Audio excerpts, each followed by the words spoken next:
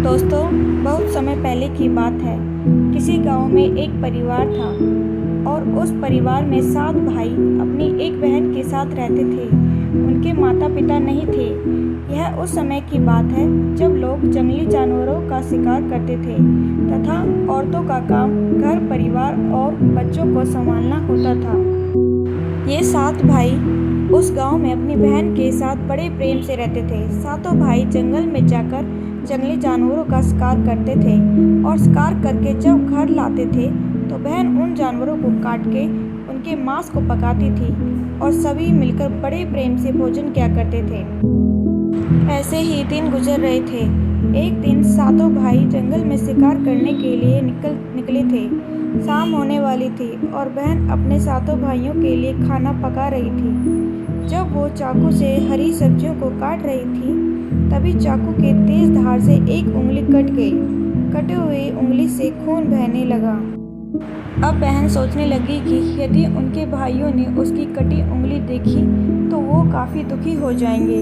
इसीलिए उसने सोचा कि अपने भाइयों को इसके बारे में नहीं बताना चाहिए और उनसे यह बात छिपाकर रखना चाहिए।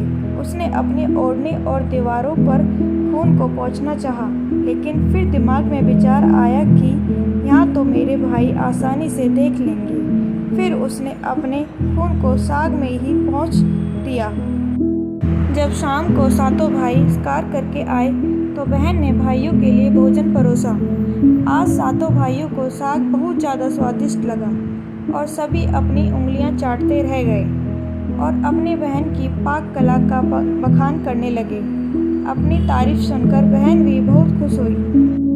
अगले दिन सभी भाई सुबह खा पीकर जंगल में शिकार के लिए निकल पड़े। वो शिकार तलाशते तलाशते थक गए और एक पेड़ की छांव में बैठ गए और बातें ही बातों में सातों भाई रात के भोजन के बारे में बात करने लगे। रात में बहन ने जो साग बनाया था उसी की चर्चा करने लगे। सभी कहने लगे कि इतना स्वादिष्ट साग उन्होंने कभी नहीं खाया। सातों भाइयों ने विचार किया कि आज इसके बारे में अपनी बहन से जरूर पूछेंगे और जानकर रहेंगे कि साग में उसने ऐसा क्या मिलाया कि साग इतना स्वादिष्ट बन गया।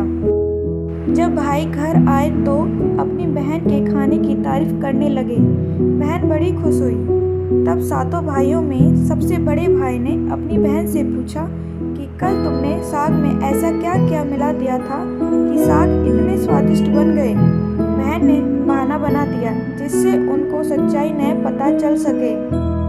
तब बड़े भाई ने बहन को अपनी सौगंध देते हुए कहने लगा कि बहन मुझे सच सच बताओ। तब बहन ने सब कुछ सच सच बता दिया और कहने लगी कि साग में मैंने अपना थोड़ा सा खून मिला दिया था क्योंकि चाकू से मेरी उंगली कट गई थी। उसके बाद सभी सातों भाई भोजन करके सोने के लिए चले गए। तभी सातों भाइयों में से सबसे बड़े भाई ने कहा कि खून की चंद बूंदें मिलाने से साग इतना स्वादिष्ट बन गया तो बहन का मांस कितना स्वादिष्ट होगा। सभी भाइयों ने अपने बड़े भाई की हाँ में हाँ मिलाई और अगले दिन भोजन करके सभी भाई शिकार के लिए निकल पड़े। अगले दिन बड़े भाई ने अपनी बहन से कहा कि बहन अब तुम विवाह योग्य हो चुकी हो और हमने तुम्हारे लिए एक योग्य वर की तलाश की है, अतः तुम सज संवर कर हमारे साथ चलो। बहन अपने भाइयों की बात सुनकर बड़ी खुश हुई और तैयार हो गई। चलते चलते जब बहन थक गई तब वह अपने बड़े भाई से कहने लगी कि भाई और कितनी दूर चलना होगा। तब बड़े भाई ने कहा कि बहन अब थोड़ी ही दूर वो जो टीले के ऊपर चांद दिख रहा है वहीं पर जाना है। टीले पर पहुंचकर बड़े भाई ने अपने छोटे भाइयों से कहा कि इसे रस्सी से बांस के खंभे के सहारे बांध दो। सभी मिलकर अपनी बहन को रस्सी से बांधने लगे। बहन बहुत असहाय थी और अपने सभी भाइयों को हत्यारे की नज़र से देख रही थी और ईश्वर से कहने लगी कि हे भगवान, ये मेरे सभी भाई मेरे खून के प्यासे हैं। ऐसा कोई भाई नहीं है जिसके दिल में मेरे बेटी सराहना हो। ये सुनकर सबसे छोटे भाई का मन द्रवित हो गया, लेकिन वो बेचारा अकेले कर भी क्या सकता था। वह मजबूर था क्योंकि 6 भाई बहन को मारने के पक्ष में थे।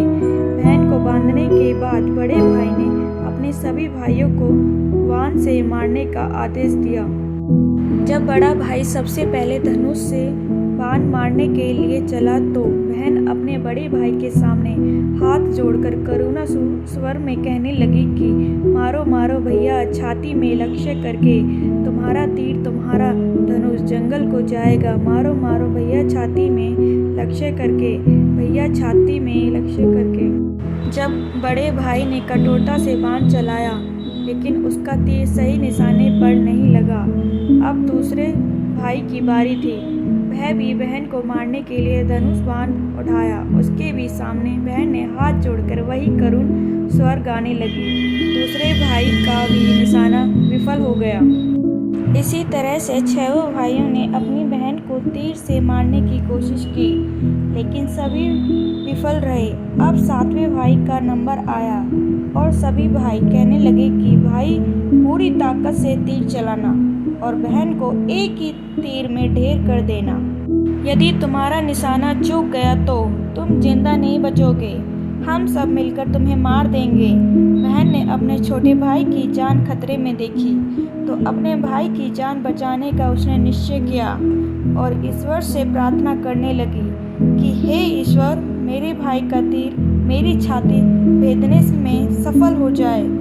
और वह फिर करुणा गीत गाने लगी कि मारो मारो भैया, छाती में लक्ष्य करके, छाती में लक्ष्य करके तेरा तीर मेरी छाती भेद जाए। मारो मारो भैया, छाती में लक्ष्य करके मारो।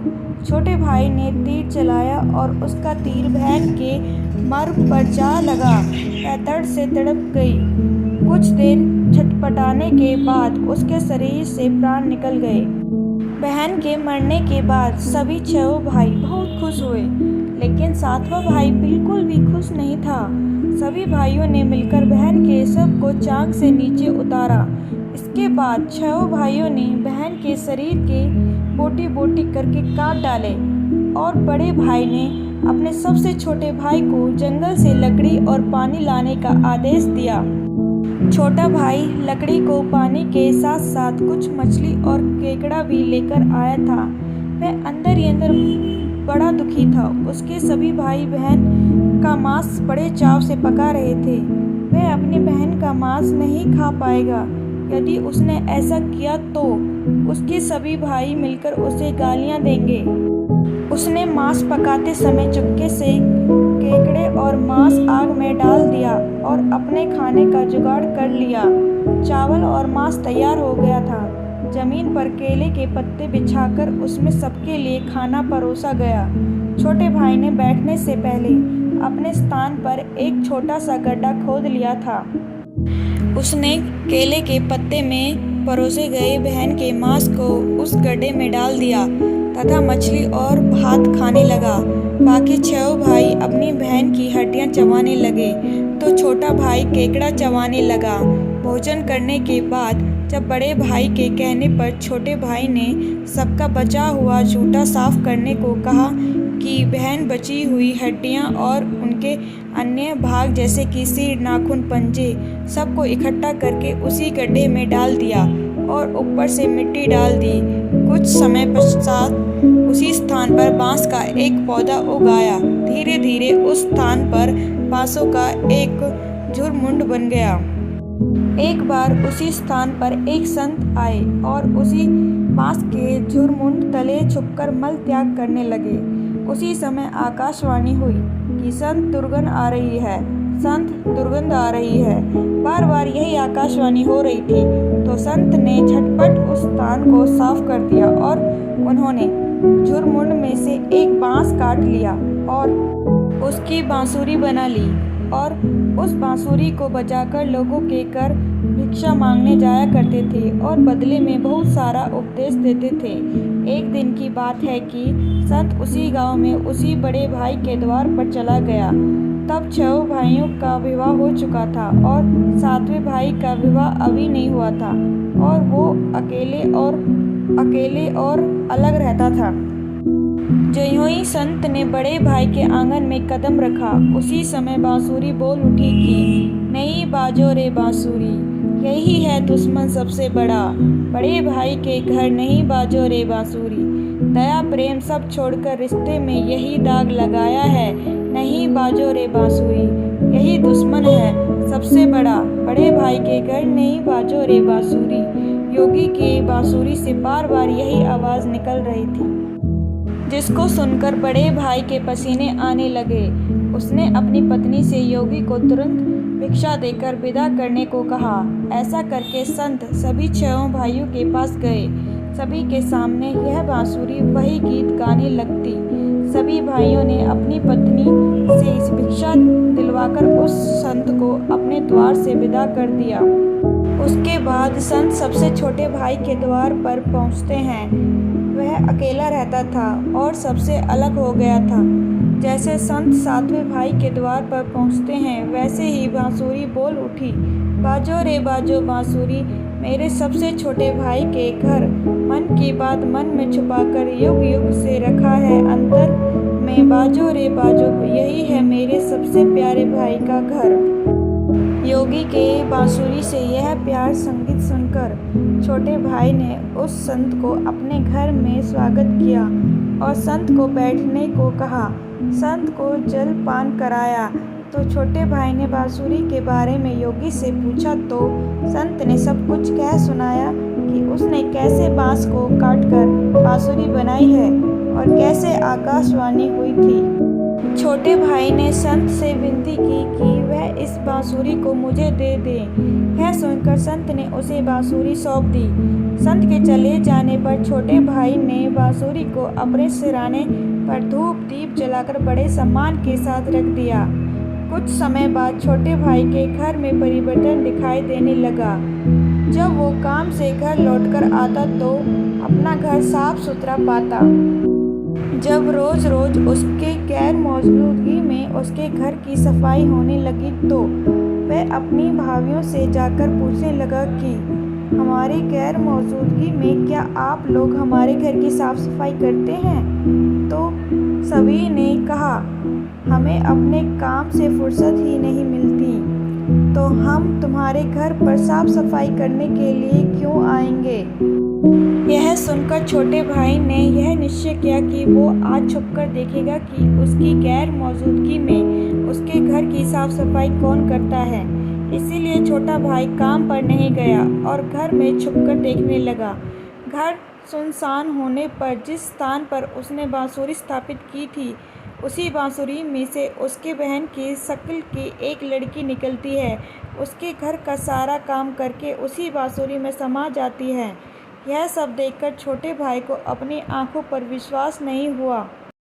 उसके बाद उसने यह बात अपनी बड़ी भाभी को बताई तो बड़ी भाभी ने अपने छोटे देवर को समझाया कि जैसे ही लड़की बांसुरी से बाहर निकले, तुम उस बांसुरी को आग के हवाले कर दें। उसके बाद उस पर तुलसी जल छिड़क देना, फिर देखना कि क्या होता है। छोटे भाई ने अपनी बड़ी भाभी के कहे मुताबिक सारा काम किया। वह बांसुरी से लड़की के निकलते ही बांसुरी को आग के हवाले कर दिया और लड़की पर तुलसी जल छिड़क दिया। तुलसी जल के स्पर्श से वह लड़की मानव रूप में आ गई। भाई ने देखा तो यह लड़की यह छोटी प्यारी बहन है। उसने अपनी बहन को गले से लगाया। उसके बाद दोनों भाई बहन बड़े प्रेम से रहने लगे। बहन ने भाई को और भाई ने बहन को अपना लिया और दोनों उसी घर में प्रेम पूर्वक रहने लगे।